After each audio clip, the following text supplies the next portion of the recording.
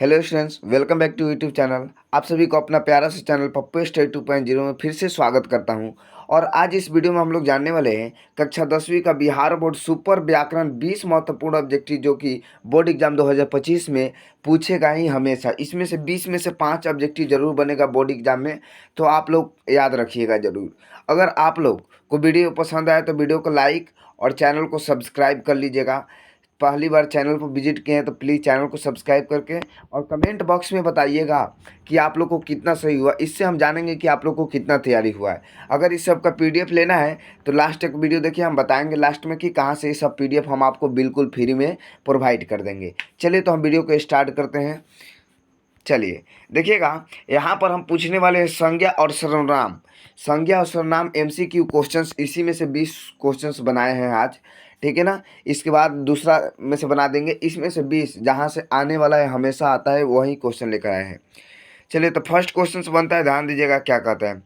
First question कहता है मैं अपनी गाड़ी में जाऊंगा, ये रेखांकित शब्द सर्वनाम है, बताइएगा। मैं अपनी गाड़ी में जाऊंगा तो कहिएगा निजवाचक सर्वनाम, उत्तम पुरुषवाचक सर्वनाम, संबंधवाचक सर्वनाम कि निश्चयवाचक सर्वनाम। तो देखिए मैं बोल रहा है यानी कि मैं अपने, तो कहेंगे उत्तम पुरुष, पुरुषवाचक है लेकिन उत्तम पुरुष है, याद रखिएगा, है ना। मैं अपने गाड़ी में जाऊंगा, है ना। चलिए नेक्स्ट क्वेश्चन आता है जातिवाचक संज्ञा का उदाहरण है। अब देखिए इसमें पूछा है जातिवाचक संज्ञा, तो कहेंगे यमुना, रहीम, ईटानगर कि कहेंगे जमुना, यानी कि कहेंगे, याद रखिएगा। तो कहेंगे यमुना नहीं, यानी कि जामुन होगा। जामुन भी देखिए अगर छोटा काला पका हो, जामुन नहीं पका हो, तभी हम जामुने बोलेंगे उसको, यानी कि वो जातिवाचक में आएगा। चलिए नेक्स्ट क्वेश्चन जो आता है, ध्यान दीजिएगा। 3 नंबर क्वेश्चन क्या कहता है, आप लोग ध्यान से सुनिएगा और आप लोग कमेंट में जरूर बता के दीजिएगा कि कितना आप लोग का सही था। चलिए निम्नलिखित में से कौन सा शब्द जातिवाचक संज्ञा का उदाहरण नहीं है। अब देखिए गाय तो जातिवाचक है, कहेंगे पंखा तो जातिवाचक है, कहेंगे पर्वत भी, लेकिन हिमालय क्या जातिवाचक है? बिल्कुल नहीं है। तो इसका राइट आंसर क्या होगा? ऑप्शन डी करेक्ट आंसर बनेगा। चलिए नेक्स्ट क्वेश्चन 4 नंबर क्वेश्चन की तरफ बढ़ते हैं। 4 नंबर क्वेश्चन ध्यान दीजिएगा क्या कहता है, सर्वनाम के कुल कितने भेद है। ये बार बार पूछता है लेकिन बहुत कोई कंफ्यूज हो जाता है। तो सर्वनाम के कुल जो भेद है वो आप लोग को भी मालूम होगा, मुझे भी मालूम है कि 6 भेद होते हैं। और संज्ञा के पूछेगा तो कितना, संज्ञा के 5 होते हैं, सर्वनाम के 6 होते हैं। चलिए नेक्स्ट क्वेश्चन आता है, ध्यान दीजिएगा। कहता है बताइए गुलाब सुंदर फूल है, वाक्य में गुलाब है, गुलाब सुंदर फूल है, वाक्य में गुलाब है, तो कहेंगे व्यक्तिवाचक संज्ञा कि कहेंगे जातिवाचक संज्ञा कि समूहवाचक संज्ञा कि भाववाचक। तो गुलाब सुंदर, तो सुंदर क्या, यहाँ पर उसका भाव बता रहा है, तो कहेंगे क्या जी, गुलाब सुंदर फूल है, यानी कि भाववाचक संज्ञा होगा। ऑप्शन डी करेक्ट आंसर बनेगा कि भाववाचक संज्ञा में, यानी कि याद रहेगा क्या जी, गुलाब, गुलाब सुंदर फूल है। नहीं देखिए अगर गुलाब पूछेगा, सुंदर पूछेगा तो क्या आएगा, सुंदर पूछेगा तो आएगा भाववाचक में, लेकिन जब गुलाब पूछा तो हर, यानी कि सभी गुलाब क्या होते हैं, सभी गुलाब क्या होते हैं जी, यानी कि इसका राइट आंसर जातिवाचक होगा। सभी गुलाब सुंदर होते हैं, ये नहीं कि कोई गुलाब सुंदर है, आपके घर के सुंदर है, दूसरे किसी घर का बिल्कुल खराब है, ऐसा नहीं, सभी गुलाब यानी कि जातिवाचक में आएगा। चलिए नेक्स्ट क्वेश्चन 6 नंबर क्वेश्चन कहता है आजकल हर शहर में रावण पैदा हो रहे हैं। देखिए आजकल हर शहर में रावण पैदा हो रहे हैं, रेखांकित शब्द में कौन सी संज्ञा है। यहाँ पर पूछा है रावण कौन सी संज्ञा है, कहेंगे जातिवाचक, समूहवाचक, व्यक्तिवाचक कि भाववाचक। तो एक बात याद रखिएगा, इसका जो राइट आंसर बनेगा जातिवाचक, है ना। यानी कि हर घर में, एक ही को आप ही के घर के बच्चे नहीं रावण पैदा ले रहे हैं, है ना, हर घर में रावण पैदा ले रहे हैं। चलिए नेक्स्ट क्वेश्चन आता है 7 नंबर कि बताइए तुम्हें क्या चाहिए, रेखांकित शब्द में सर्वनाम है। देखिए क्या क्या पूछता है तो क्या होता है, हम कहेंगे कोई ना किसी से हम प्रश्न पूछे, क्या चाहिए, क्या तुम इसे बता सकते हो, यानी कि प्रश्नवाचक सर्वनाम, है ना। क्या जी, कोई ना कोई हम प्रश्न पूछे हैं अगला व्यक्ति से, जिसके कारण ये क्या है, क्या लगाया है। चलिए नेक्स्ट क्वेश्चन 8 नंबर कह रहा है कि बताइए निम्न में से कौन द्रववाचक संज्ञा का उदाहरण नहीं है। अब देखिए द्रववाचक संज्ञा के उदाहरण बिल्कुल नहीं है, लोहा, पानी, पीना कि धूंगा। तो एक बात याद रखिए कि इसका जो करेक्ट आंसर बनेगा वो जानते हैं क्या होगा, यानी कि पीना। पीना कोई द्रववाचक है नहीं, लोहा, पानी और धूंगा क्या है, ये सब द्रववाचक है, लेकिन पीना कोई ध्रुववाचक नहीं है। कोई देखिए कोई पानी समझ के इसके छोड़ देगा, भाई पानी नहीं, देख लीजिए पीना है, याद रखिएगा। थोड़ा सा से मिस्टेक मत कर दीजिएगा, थोड़ा सा आँख के भ्रम को हटाइएगा और पीना पे आंसर करके चलाइएगा। चलिए बताइएगा 9 नंबर क्वेश्चन कर रहा है मैं अपना काम स्वयं करता हूँ।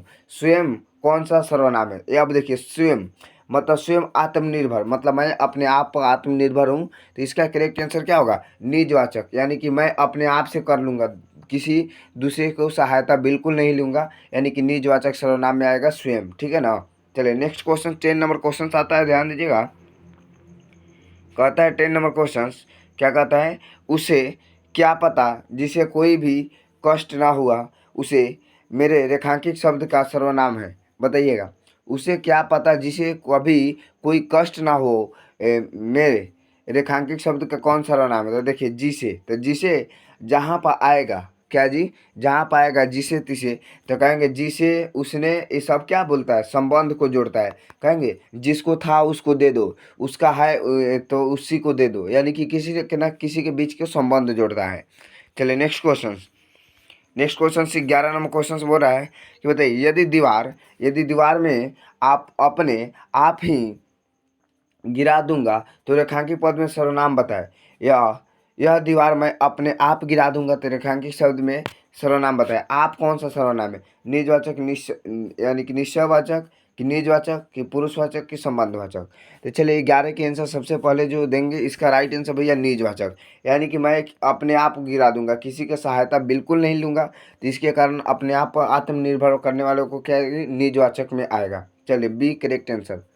चलिए नेक्स्ट क्वेश्चन जो बनता है 12 नंबर का कहता है, ध्यान से सुनिएगा, बहुत अच्छे क्वेश्चन है कि बताइए निम्न में से कौन सा भाववाचक संज्ञा जातिवाचक संज्ञा में बनाई गई है। बताइएगा ये निम्न में से कौन सा भाववाचक संज्ञा है जो कि जातिवाचक संज्ञा में बनाई गई है। तो कहेंगे ऑप्शन ए में है अपन त्व, ऑप्शन बी में है लालिमा, ऑप्शन सी में है बुढ़ापा और ऑप्शन डी में घबराहट। तो एक बात याद रखिएगा हमेशा, इसका जो राइट आंसर होगा, आप सभी को भी मालूम होगा कि इसका जो राइट आंसर होगा बुढ़ापा। क्या जी, बुढ़ापा एक भाववाचक है, लेकिन अगर हम बुढ़ापा को कहेंगे तो सभी बूढ़े व्यक्ति आ जाएंगे, तो ये जातिवाचक में भी आ सकता है। तो कहेंगे क्या जी, भाववाचक को जातिवाचक संज्ञा बनाई गई है किसको, तो कहेंगे बुढ़ापा को। याद रखिएगा, अगर बुढ़ापा क्या है, एक किसी का भाव है कि हाँ वो बूढ़ा व्यक्ति है, अगर कह देंगे बुढ़ापा यानी कि जितने भी बूढ़े व्यक्ति हैं, जितने भी बूढ़े मैन हैं, जितने भी आदमी हैं, वो सब एक कैटेगरी में आ जाएंगे, यानी कि जातिवाचक में आ जाएंगे। चलिए नेक्स्ट क्वेश्चन की तरफ बढ़ते हैं।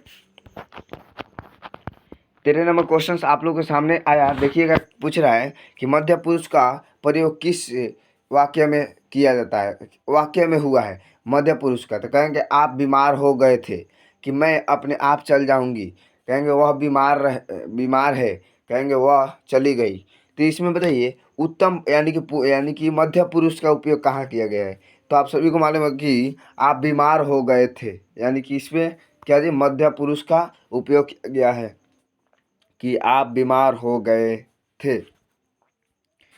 चलिए नेक्स्ट क्वेश्चन आता है 14 नंबर, देखिएगा क्या क्वेश्चन कहता है, बहुत अच्छे क्वेश्चन है कि क्रोध करना सेहत के लिए हानिकारक है। इस वाक्य में क्रोध है, क्रोध करना सेहत के लिए हानिकारक है, इस वाक्य में क्रोध है जातिवाचक, भाववाचक, समूहवाचक कि व्यक्तिवाचक। तो एक बात याद रखिएगा आप लोग, इसका जो राइट आंसर क्रोध, डर, भय, अच्छाई, बुराई, ये सब क्या है, किसी का न किसी का भाव है। तो कहेंगे इसका राइट आंसर क्या होगा, ऑप्शन बी, क्रोध एक भाववाचक संज्ञा बनता है।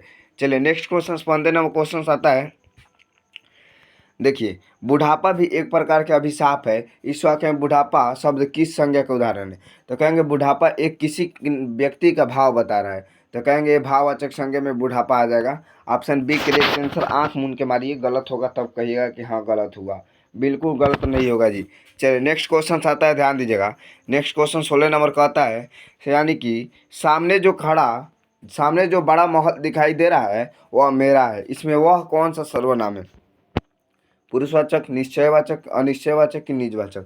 तो कहेंगे इसका राइट आंसर क्या बनता है, बहुत अच्छे बता रहे हैं कि भैया इसका राइट आंसर निश्चयवाचक, यानी कि निश्चित है कि भाई वो हमरे हटे, है ना। कहेंगे कि निश्चित है कि वो मेरा ही घर है, ये आप बिल्कुल कुछ नहीं कह सकते, और निश्चित है मेरा ही घर है। चलिए नेक्स्ट क्वेश्चन आता है, ध्यान दीजिएगा। सतह निम्नलिखित में से यानी कि भाववाचक संज्ञा कौन सी है। चलिए भाववाचक, तो कहेंगे चढ़ना कि पढ़ाई की, कहेंगे घबराना कि थकना। तो कहेंगे बताइए भाववाचक संज्ञा कौन सा है। तो कहेंगे चढ़ाई है ना, चढ़ाई ए भाववाचक संज्ञा है, याद रखिएगा क्या है, चढ़ाई जो है एक भाववाचक संज्ञा है। चलिए नेक्स्ट क्वेश्चन की तरफ बढ़ते हैं। 18 नंबर क्वेश्चन आता है, ध्यान दीजिएगा, निश्चयवाचक सर्वनाम है। अब बताइए निश्चयवाचक क्या, कुछ, कौन, यह। तो निश्चय यानी कि मैं, क्या, मैं, कौन, यह काम मैं खुद से कर लूँगा। ध्यान दीजिएगा, यहाँ पर आएगा कि यह काम मैं खुद से कर लूँगा, यानी कि ये निश्चय में क्या आ रहा है, यह आ रहा है। अब देखिए वो कौन है जी आया है, ये तो प्रश्नवाचक में है। कुछ में तो ये तो अनिश्चयवाचक हो जाएगा। क्या भी प्रश्न में आ जाएगा। तो कहेंगे ये क्या होगा, इसका राइट आंसर डी होगा। यह क्या जी, निश्चयवाचक में आएगा। चलिए नेक्स्ट क्वेश्चन आता है 19 नंबर। 19 नंबर बहुत अच्छे क्वेश्चन है, जो कि बार बार पूछे जाने वाला क्वेश्चन। यही बहुत VVI very very important question है कि जयचंद स्कूल से आ रहा है। वाक्य में जयचंद शब्द कौन सी संज्ञा है, व्यक्तिवाचक, वाचक कि भाववाचक। तो इसका राइट आंसर बताने की कोशिश कीजिएगा।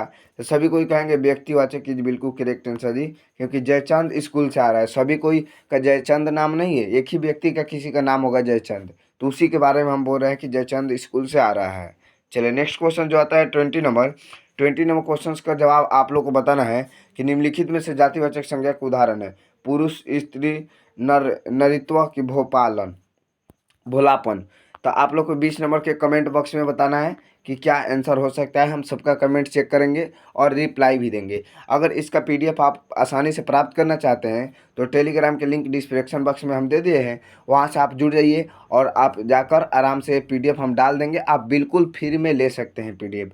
चलिए तो मिलते हैं नेक्स्ट वीडियो में। जय हिंद, जय भारत। आप लोग बताइएगा कमेंट में कि वीडियो कैसे लगा आप सभी को।